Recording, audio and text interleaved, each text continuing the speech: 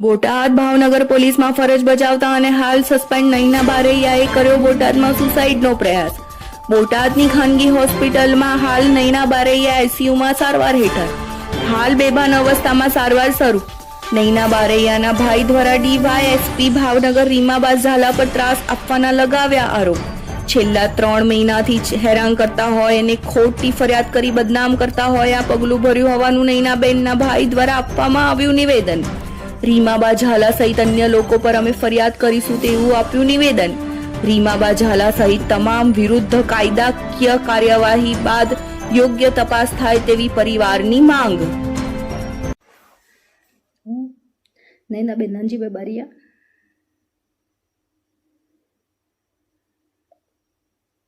વાત કરવી છે મારે એક ષડયંત્રની કે રીમા ઝાલા દ્વારા મારી ઉપર 5 ગુના નોંધવામાં આવ્યા છે કે જેમાં મારો 1% કે એક પણ ગુનામાં રોલ નહોતો. વાત કરીએ એટ્રોસિટીના આરોપી કે જે મારા દાદાના દીકરા થાય અનિલભાઈ અને મુકેશભાઈ, એના 2 અજાણ્યા 2 ભાણિયા એ રીતે ફરિયાદ નોંધાણી હતી એટ્રોસિટીની. એમાં મારા દાદાના દીકરાએ કે જે એટ્રોસિટીના આરોપી છે એણે 3/10/2025ના રોજ પિટિશન દાખલ કરેલી અને આરોપીના નામ સામેથી જાહેર કરેલા.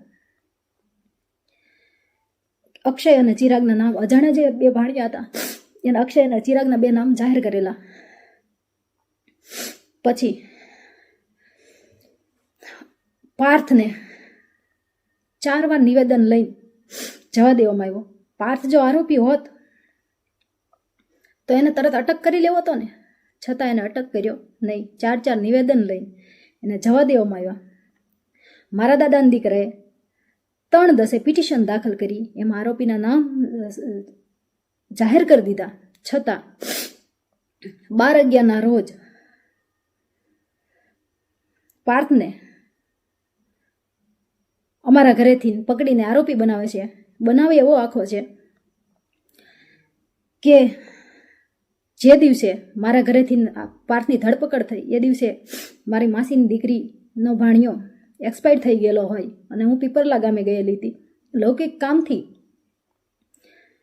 હું કોબડી ટોલનાકાથી પસાર થઈ મારી ગાડી રોયલ પાર્કમાં હું જ્યાં રહું છું એ સોસાયટીમાં સીસીટીવી છે. પાર્થ અને ઉષા હું ઘરે પહોંચી એના 30 મિનિટમાં મારા ઘરે આવે છે.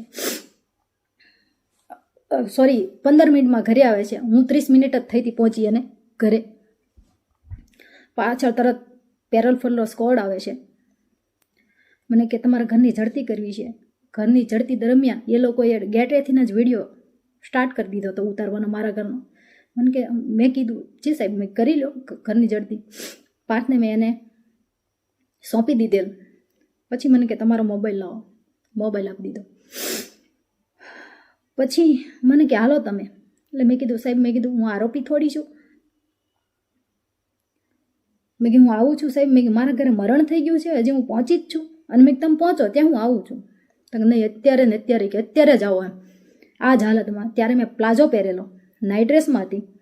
એટલે મેં કીધું તો સાહેબ 2 મિનિટ ઊભા રહ્યો, હું આવું છું. એની માથે મારી માથે ફરજ રૂકાવટનો ગુનો દાખલ કરી દીધો. હવે વાત એ રહી મારા ઘરેથી બોટલ દર્શાવી. મારા ઘરમાં એન્ટર થયા ત્યારથી વિડીયોગ્રાફી એ લોકોએ શરૂ કરી હતી. તો મારા ઘરેથી બોટલ મળી એનો વિડીયોગ્રાફી એમાં હશે. હું કહું છું સાહેબને, રિક્વેસ્ટ કરું છું કે વિડીયોગ્રાફી બહાર વાયરલ કરે. મારા ઘરેથી જો વસ્તુ મળી તો એની વિડીયોગ્રાફી મને આપે, વાયરલ કરે મતલબ. અને મારા ઘરેથી બોટલ મળી, મારા કબજામાંથી બોટલ મળી, તો પાર્થ અને ઉષા આરોપી કેમ બને? એક બોટલમાં 3 આરોપીના નામ નાખવા, જેના કબજાનો હોય એની માથે હોય. પાર્થ ને ઉષાને શું છે? મારા ઘરેથી બોટલ મળી જ નથી. મારા ઘરેથી બોટલ મળી તો વિડીયોગ્રાફીમાં કેમ નહીં? એને વિડીયોગ્રાફી સાથેનું પંચનામું કર્યું છે. એટ્રોસિટી ફરજ રૂકાવટ અને બોટલ. મને 15 તારીખે ખબર પડી કે મારી માથે ગુનો દાખલ થવાનો છે, એટ્રોસિટીમાં મને આરોપી બનાવવાની છે અને મારી જેલ એન્ટ્રી છે, જેના કારણે 15 તારીખે હું ફરાર થઈ ગયેલી. મેં આગોતરા જામીન મૂકેલા. હું મુંબઈથી મતલબ અમદાવાદ આવતી હતી. એ દરમિયાન મુંબઈ અને સુરતના ટોલનાકા વચ્ચે પીઆઈ જેબલિયા સાહેબ અને સ્ટાફ સાથે ઊભા રહી ગયા. હું અલ્ટિકા કારમાં આવતી હતી. મારી સાથે 2 બ્રાહ્મણ ભાઈઓ હતા. ટોલનાકે પહોંચતા એ લોકોને ઉતારી નાખે છે પીઆઈ જેબલિયા સાહેબ. હું પાછળની સીટમાં સૂતી હતી. આ 2 ભાઈઓ આગળ હતા એટલે એને ઉતારી નાખે છે, જેનો મને ખ્યાલ હોતો નથી. પાછળની સીટમાં મારી બાજુમાં, એક્ઝેક્ટ મારી બાજુમાં પીઆઈ જેબલિયા સાહેબ આવીને બેસી જાય છે. આગળ એક કોન્સ્ટેબલ ભાઈ ડ્રાઇવિંગ કરે છે ગાડીની. પછી 50 થી 55 કિલોમીટર જેટલું હાલી જાય છે.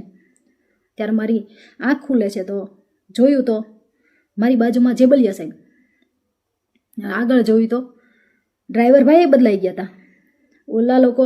પછી મેં પાછળ જોયું તો પાછળની નંબર પ્લેટ વગરની ગાડીમાં, ક્રેટા ગાડીમાં મારી આરે જે 2 ભાઈઓ બ્રાહ્મણ હતા એ ક્રેટામાં હતા. એટલે મને ખબર પડી ગઈ કે હવે મારો તો આખો ધરપકડ થઈ ગઈ. એટલે મેં કીધું સાહેબ, મેં કીધું મને કે મોબાઈલ આપો, મોબાઈલ આપજો. મેં કીધું સાહેબ, મેં કીધું ધરપકડ કરી જ લીધી છે. મેં કીધું એક કોલ કરવા દો. મેં કીધું મારા ઘરે હું કહી દઉં કે મારી ધરપકડ થઈ ગઈ છે, કોઈ ચિંતા ન કરતા એમ. મને કોલ ના કરવા દીધો. પછી કાંઈ વાંધો નહીં, મેં કીધું, મેં કે સાહેબ, મેં રિક્વેસ્ટ કરી કે સાહેબ હું કોઈ ટેરરિસ્ટ નથી, હું આતંકવાદી નથી કે તમારે યાર આટલી બધી મિસબિહેવ કરો છો. તોય મને કે નહીં, કે ઉપરથી કે ના છે કે હું તમને કોલ નહીં કરવા દઉં. કાંઈ વાંધો નહીં. પછી મેં કીધું સાહેબ વોશરૂમ જવું છે. મેં 10 થી 12 વખત એમ કીધું સાહેબ મારે વોશરૂમ જવું છે. મને કોઈ જવાબ નહીં આપવા મળ્યો. 350 કિલોમીટર સુધી પાણી તો નહીં પણ વોશરૂમ સુદ્ધા મને નથી જવા દેવામાં આવી. એટલે મેં પછી એમ કીધું, મેં કીધું સાહેબ તમે આ રીતે મારી ધરપકડ ના કરી શકો.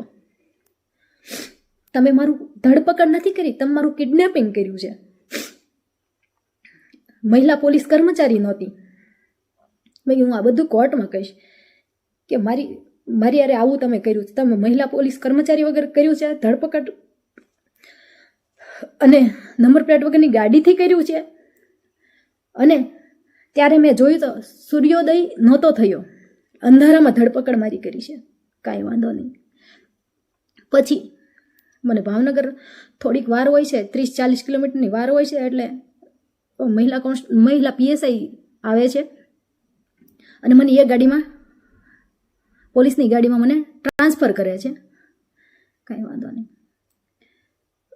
પછી હું ને આ SC/ST સેલ મારી અટકાયત બતાવી દે છે તરત. ત્યાં બધું તૈયાર જ હતું.